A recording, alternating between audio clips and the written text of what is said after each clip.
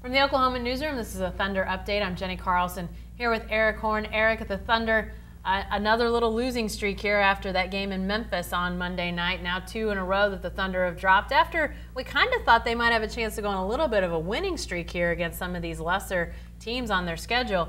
Fourth quarter seems to be a big problem. It was Sunday night. It was again Monday. What's going on in the fourth?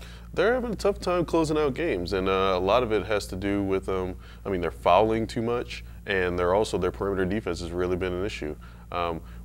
Even when Russell Westbrook's out there, he's having a hard time keeping his guy in front of him. He's struggling coming off of screens, and they've been fouling too much the entire year. They're putting teams at the line too much. The Grizzlies shot 39 free throws last night, and the Thunder are having a really tough time closing out games. Every game they've lost this year, they've really had some struggles in the fourth quarter. You talk a lot about defense in the fourth quarter, and that's pretty obvious, but offense is not, it's not like they're having great offensive flow in the fourth quarter either. We saw that maybe worst of all in that Sunday night game where they only scored 2 field goals in the fourth quarter.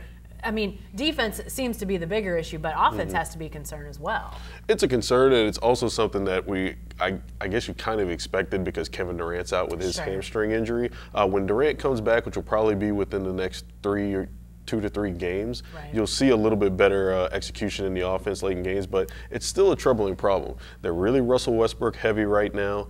He did a good job last night shooting about 13 for 19, which was really efficient for him, but previous night he went 5 for 20 against Marcus Smart and Avery Bradley.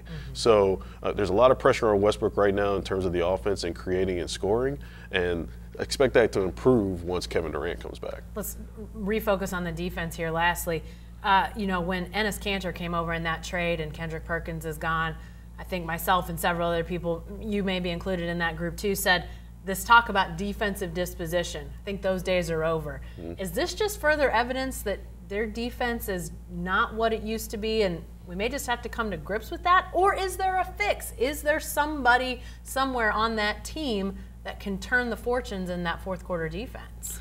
Well, Billy Donovan's run through pretty much everybody on the team so far, unless he's looking for Josh Huestis to come out of nowhere and be a defensive stopper.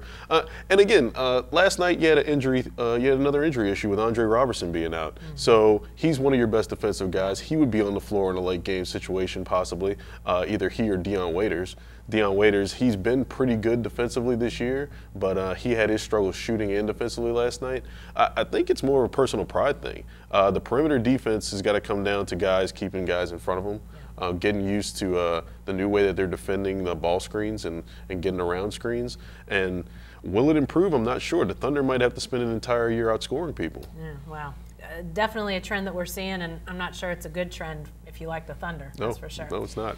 Hey, be sure to stay with the best coverage team anywhere at newsok.com and every day in the Oklahoman.